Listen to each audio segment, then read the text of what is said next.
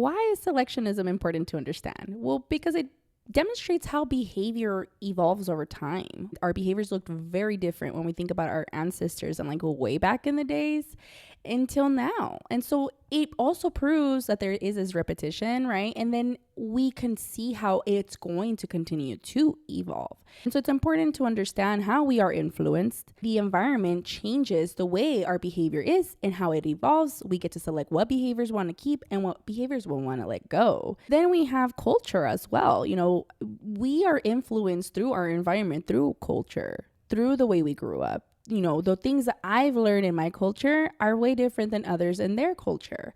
You're selecting a behavior that you want to keep or get rid of. And all those behaviors that are selected or let go of are all based on consequences, our environments. We're influenced by it. So selectionism is pretty much just saying, hey, we have that ability to continue to do a behavior or to let go of a behavior.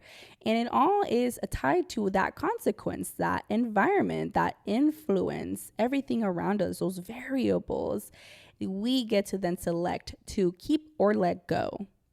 And here's an example. Let's say there's a baby who is learning how to communicate. This baby's like, all right, I'm getting this idea that communication is the way to survive, to get food, to get attention. And this kid is trialing these things out. They're like, okay, if I say goo goo gaga, I notice my mommy's like looking at me more and she's smiling at me more, that consequence. But then when I cry, I notice that she starts to pick me up and coddle me and just spend a lot more time. Depending on the consequence and the way the mom is responding, let's say mom starts to respond more to the crying because when the baby's not crying, maybe she starts to get a little more busy and do the things that she needs to do. She doesn't have to attend to the baby.